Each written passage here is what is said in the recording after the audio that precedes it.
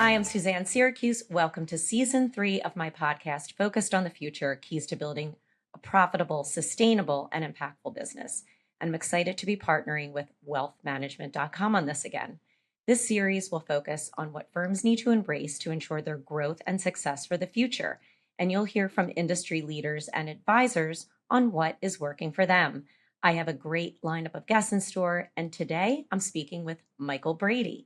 Michael is the founder and president of Generosity Wealth Management, where wealth aligns with purpose and possibility.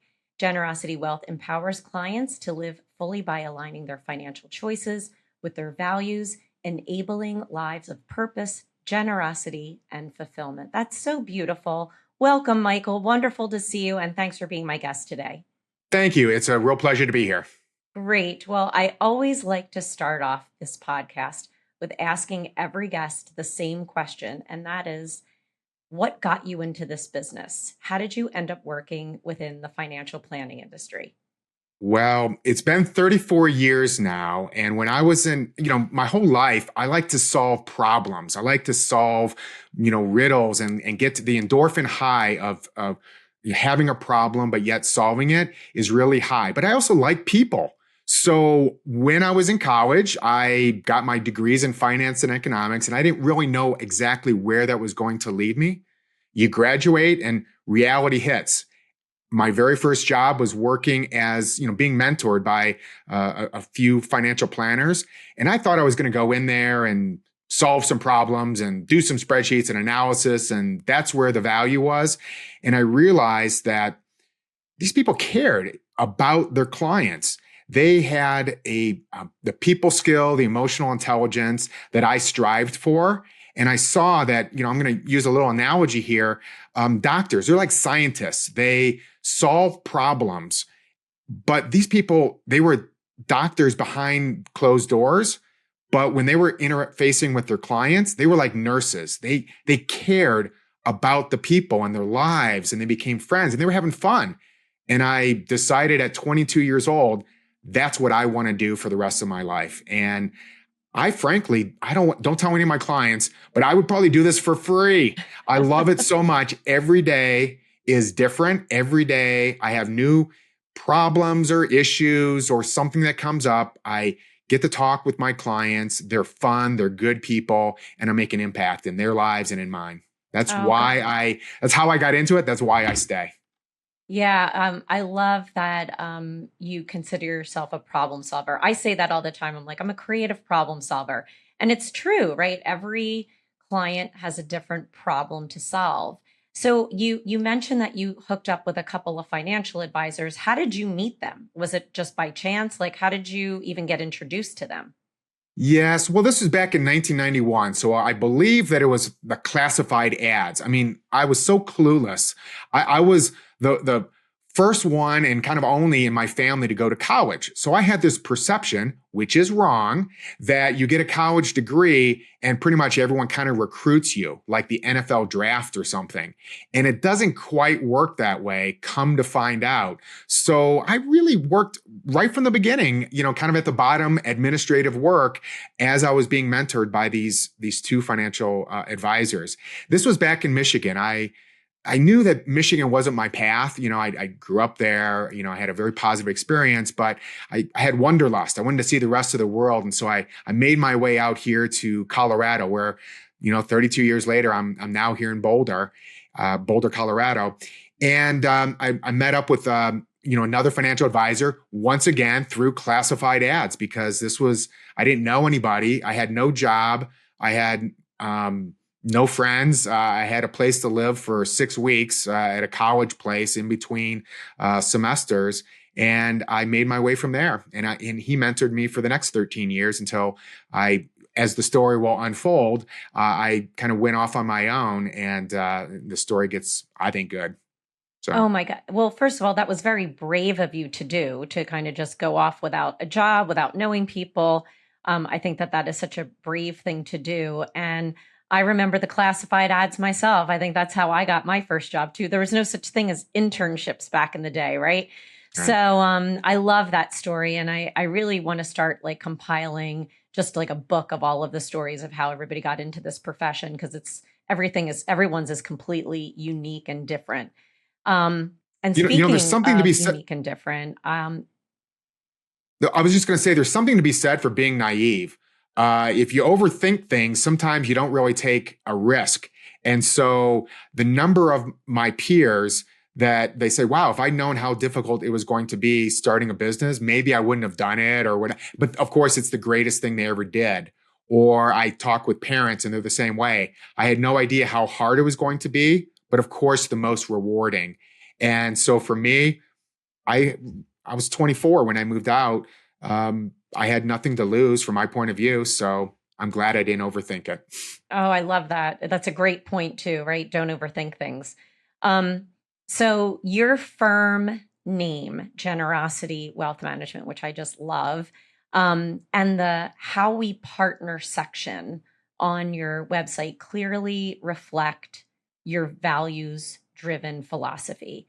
So can you share the thinking behind building your firm around generosity, empowerment, and meaningful impact? And how does that differentiate your firm from others? Yeah.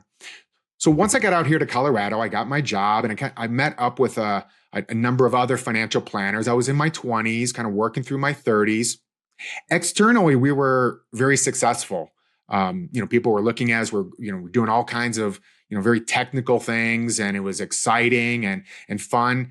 But behind closed doors, we had some conflict between the. It wasn't fun at the end of the day. So I didn't understand that until I was in my mid 30s, saying, "Wow, maybe going to work every day." I've lost the fun. Maybe I need to think about this. And at the same time, we had a client who was the first AIDS doctor here in Boulder. He's been a doctor since the 70s. And this is in the 80s when they didn't really know, we didn't understand HIV and AIDS. And so they would send him over to this client. So he was the first AIDS doctor here in Boulder. And I remember talking with him saying, Mike, do I have enough money to retire? Do I have enough money? My wife and I, do we have enough money to retire? And I basically said, yes, you do. You're good to go. And he left and went over to Africa to the Infectious Disease Institute. Now that he was retired, he donated his time and energy to help that horrible situation over there in Uganda. And he taught them all palliative care, not just the technical scientific stuff, but he taught them how to care for people in their dying moments. He continuing, and he's still my client and very close friend. He said, Mike, I'll never forget the time that you said we had enough money that we could go and continue our dream and help other people. So that really made a big impact on me. So I actually quit the industry for a couple of years. I didn't know that it was going to be a couple of years, but in 2006, I took some time off and I went and visited him in Uganda. I visited him and his wife. His wife, by the way, had started a nonprofit, an income generation project for women that grew to be this huge project that I then joined the board. So I had this financial knowledge for about 15 or 16 years. I saw firsthand that the impact that I had on clients by taking, what some people might think are the boring aspects, the numbers and the this and that account, I found exciting, but from their point of view, I was relieving them of that burden so that they could then go and live their life. So it was now about 2008. And I said to myself, you know what? I know a lot of really good people who want to make an impact in the world, who want to do good, but they frankly don't know how to. So why don't I create a company that takes my financial knowledge, sort of the scientific stuff, A plus B equals C, with the human element of how to interface, interact with clients, but also bring in my worldly knowledge. At that point, I'd kind of traveled the world over a year or two, got involved in different projects. How can I be an example to other clients that they can make an impact in their community, while kind of being that bridge between what you want to do and what you can actually do? And it's not just writing a check, it's also actively being involved if you want to. Some people aren't able to. So there's no judgment. It's wherever you are, whether that's writing a check, whether or not that is giving your life experience through board work or by sweat equity, going down to that soup kitchen and just volunteering one morning of the month. And what I have found, and I saw this in myself, is we always talk about the impact we're going to make in others. We don't talk about the impact that it's going to make on us. And I became a better person. So that's why I named my company Generosity Wealth Management, because I truly believed then, and I believe now, that you attract the right people. I don't want to chase people. I want to attract the people who have the same mindset of abundance. And the first step is me having a name that attracts the right people. What an amazing story. Like, I think so many aspiring advisors and just current advisors need to hear the impact that your advice had on this person who then went and made an impact on probably hundreds of thousands of people when you think about it. And what an amazing thing to be involved in from your perspective. I mean, just really giving you the confidence to go out and start your own firm and really do it the way that you feel is best. I just that is a really impressive, incredible story, and I'm glad that he went and that you guys obviously advised him well enough to for him to retire so that he could go and help so many people. And just that's really beautiful, Michael. So thank you for what you've done, because that helped so many people. Just your great advice, and I think sometimes advisors don't stop and think about how their advice helps the outcome of somebody else's life and then the outcome of the other lives that that person has touched. So that's really beautiful. And to go on to, go ahead. Sorry. Thank you very much. Could I comment real briefly? Yes, it's that ripple effect. His wife also, I didn't really talk about it, but his wife, while she was there, started this income generation project for women that impacted literally tens of thousands, if not hundreds of thousands, connecting both North America, Europe with, here with the women there in Uganda, and change their lives as well. But I thank you for acknowledging that the ripple effect, we have to remember that as financial advisors, especially when, the check gets lost in the mail and the client's all upset, or the wire doesn't go through, or something happens. Let's not forget the big picture, that we're changing their lives so that they can impact other people's lives, and they're watching us. So we have to be a good example to them too about how to live your life. Yep. Great points. And when this gets published, we'll have a link to that particular nonprofit. So if people are interested in getting involved, they can. So that's fantastic. Mhm. I love that story, and that should be the real motivation for why people do this job. Um, on another very personal note, right? Adoption is a personal and meaningful part of your story.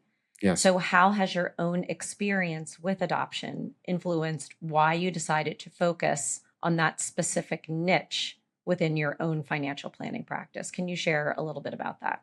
Yes. Well, I am an adopted kid myself. Okay. I'm from a domestic adoption. My older brother, my older sister, and I are all adopted. And this is, back in the 60s. I mean, I was born in 69. And at that time, they were more closed adoptions. But my parents, they never stigmatized it. I mean, I grew up thinking it was the greatest thing in the world, and I still do. I mean, the best thing that ever happened was these wonderful people who set me up for life with a safe environment, great parents, just everything that, you envision a parent would do, with education and safety, and people who genuinely loved me. So, there was no stigma. It was like finding out you're Lutheran or Norwegian. It was like, no big deal. Oh yeah, I'm adopted, whatever. So as I went through my 20s and 30s, I would interact with other people, and I did find that not everybody had the same positive experience that I did. Many did, but some didn't. So that was a good eye-opening experience for me. So about 5 or 6 years ago, I realized that I had an experience that was unique. I wanted to give back in another area. I had some free time on my hands through all my, the way I kind of juggled my life. And I think that it's time for me to be an advocate or something to do with foster care, adoption. I wasn't sure what that meant, whether I was just going to mentor people, parents, mentor adults who had been adoptees. And the guy who has the locker next to me at my in my gym, who was frankly, we were just acquaintances. He said, "Mike, I was sharing with him on Facebook. I posted on Facebook, hey, I'd like to do something in adoption. And if you put out good intentions, good comes back to you. If you put out bad, bad comes back. Okay. So you kind of get what you're looking for. And I was very upfront with all my Facebook friends saying, hey, I've got experience. I've got finance knowledge. I've been on a number of different boards. I'm an adoptee kid. Help me find what I need. And I got 100 responses, including this guy who I see every day in the gym. And he's like, my son was adopted from Ukraine. You ought to consider my Ukrainian international adoption and hosting agency. And I'm like, oh, okay, whatever. And so I joined that board and I'm very active. We can talk about Ukraine and my work over there if you would like. But I also kind of opened up my eyes. Now I kind of really proactively put out that I want to work with people who are either adopted themselves or want to adopt. And so most recently, I have a client of who she found herself in an age, early 40s, had not met, had not happened the old fashioned way. And so she's like, I'd like to adopt. And so I helped her go through the adoption process, fill out the paperwork, all of that. And she's now a very proud mother of a 5 or 6 month old. And so I help clients wherever they are, especially if they have that adoption, whichever side they're on, whether they're going to put a child up for adoption, whether or not they're going to adopt a child, whether they are adoptee themselves. We talk a certain language. There's a certain connection. Men talk to other men differently than women talk to other women. That's just the reality. And I have a certain type of connection with other people in the adoption world. And we kind of guide through what it actually looks like from a logistics point of view, but also what it looks like from an emotional point of view. And I share my story. I also share that it's not going to be all rosy. Parenthood is not perfect. Okay. And being a child is not perfect. So we've got to set realistic expectation that this ideal situation that you might have in your head might not be reality. And so you got to roll with the punches. Okay. And that's how I help people. And it's differentiated my practice because I put it right out there. And once you put something out, you'd be surprised how many people respond. It's such a great, again, another ripple effect, right, of what you're doing and what the advice that you're giving. And people want to work with people that they can identify with. I think it is wonderful. I had never met another advisor that specialized in this. So I was really fascinated when I found out that that was something that you specialized in. And I can imagine the connectivity that you have with so many of these clients. And I would imagine it's a high referral rate. Is that correct? That is correct. Yes, something different. We always talk in our industry about niche. Make your niche one that makes an impact. That's what I think, and that's what I chose. Even if it's not the most profitable. I mean, sometimes people are coming and they're just, they want to have a family, and that takes money. All right, it doesn't matter. It's not about that. If you genuinely help other people, as you say, they will refer other people. You've got to assume that it will come back to you. But you do it because it's the right thing, not because it's going to come back to you. And it's not 100%. about the money. We're in the people business, the relationship business, and I want to help out. I love it. I love that. That's such a great message. You briefly mentioned some of the work that you're doing with orphans in the Ukraine.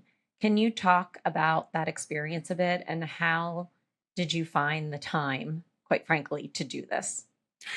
Well, I have a lot of energy. So that's what's great. So I would say you've got to be really organized, of course. So if somebody's not organized, you're limited in what you do. So if you're not an organized person, find somebody and hire someone who's going to get you organized, right? We know what we're excellent at and what we might be incompetent at. So just be realistic.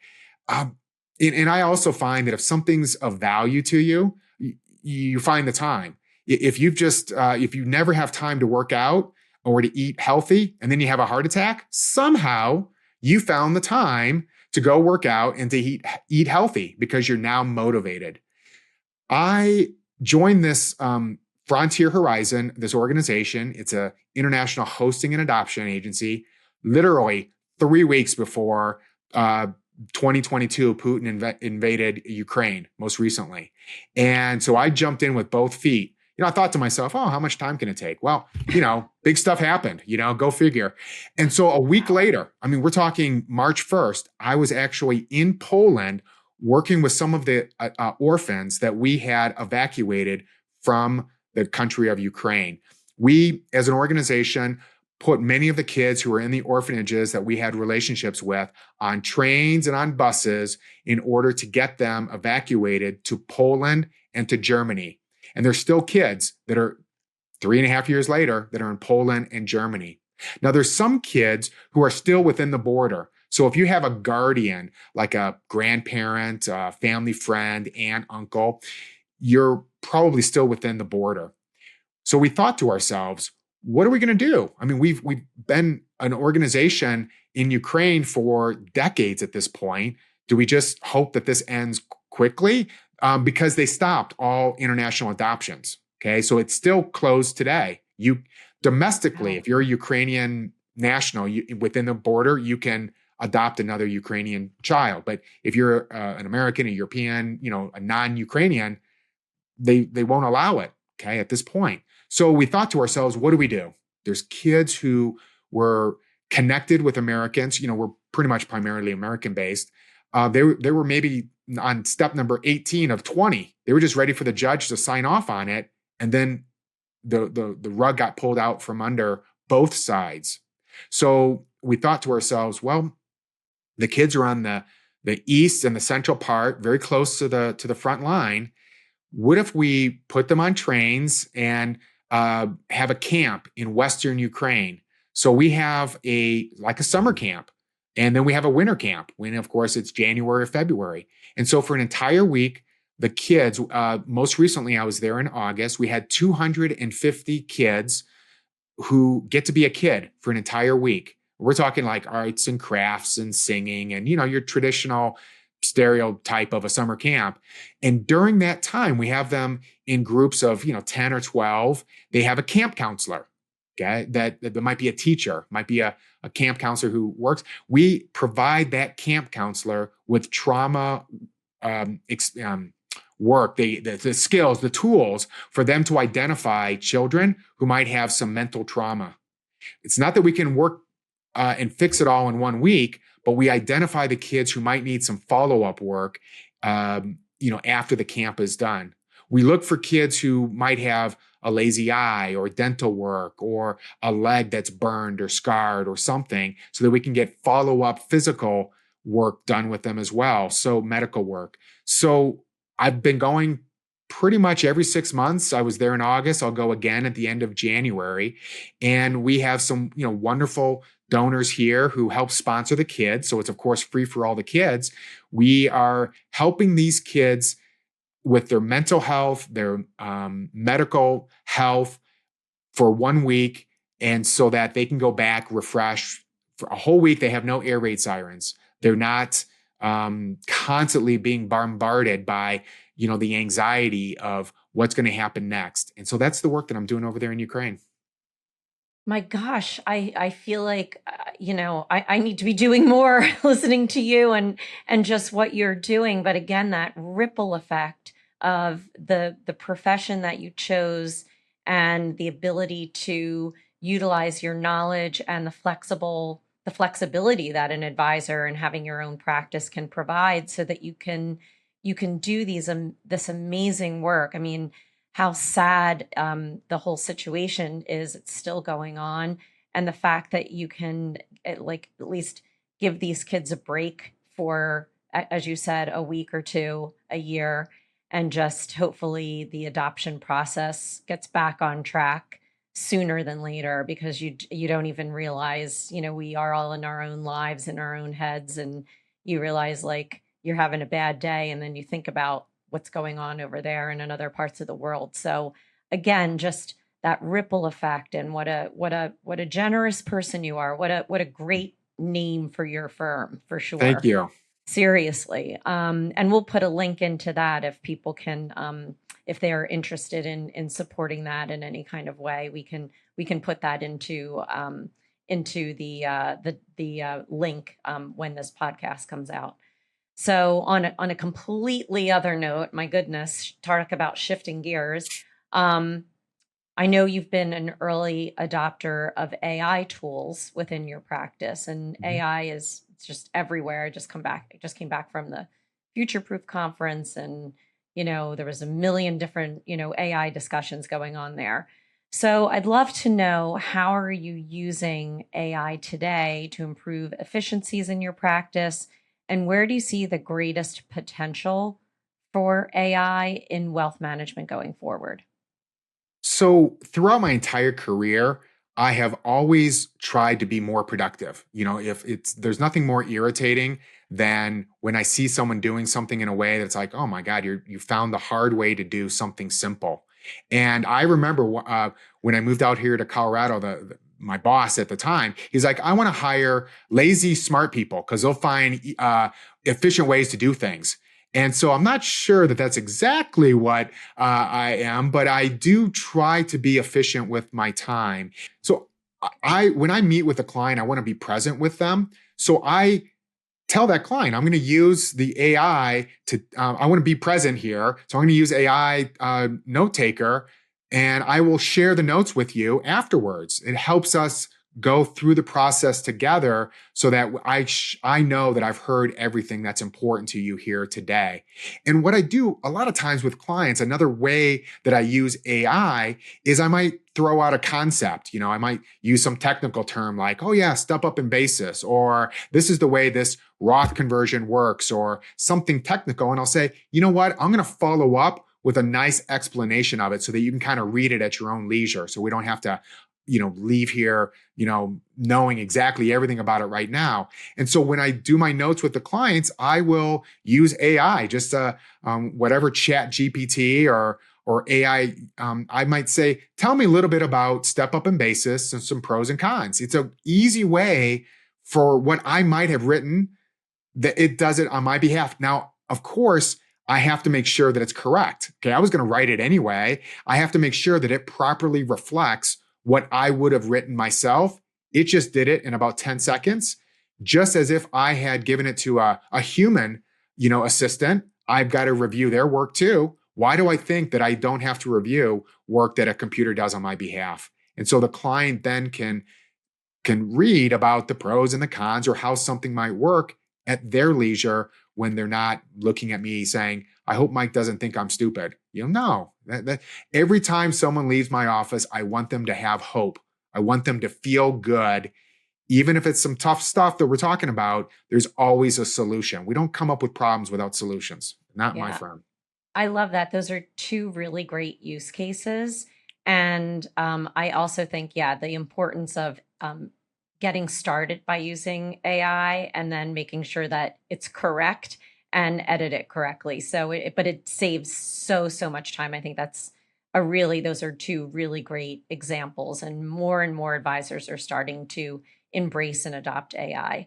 Mhm. Um, anyway, that's fascinating. I've really loved speaking with you. I think you have such a great energy and such great advice, and I think are inspirational for many people out there. So thank you for joining me.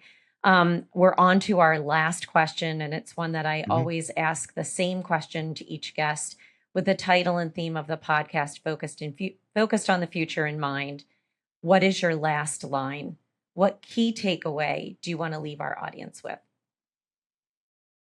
Align your wealth with purpose and possibility. I spent a lot of time coming up with that inspiration, that tagline with my firm, because I believe it. Purpose is maybe today money. today issues. Possibility are things that are in the future that you haven't even thought of. Money is just a thing, all right? It allows you to reach your why.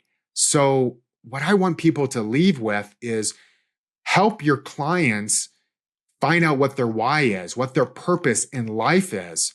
And then, the investments, the financial planning, all that, it supports it. But if you don't know where you're going, what that purpose and possibility is, then you're probably not going to get there if you don't know where you're going.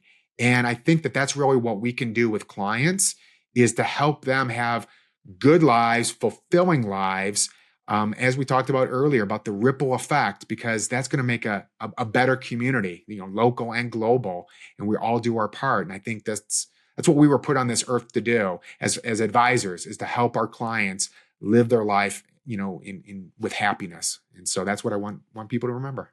Oh, what a great last line. Help your clients find their why. I think that is such an important takeaway from this podcast and also just in general about what being a financial advisor's purpose is for their clients. That was wonderful. Again, thank you so much for being my guest today, Michael, and for sharing your thoughts in incorporating a values driven philosophy into your firm, how specializing in a niche that's personal to you, such as adoption, has led to growth and a meaningful practice, and how AI will affect the role of the advisor of the future. So, I'm Suzanne Siracuse. Thanks for listening, and I hope this episode leaves you feeling even more excited to be focused on the future. Thanks again.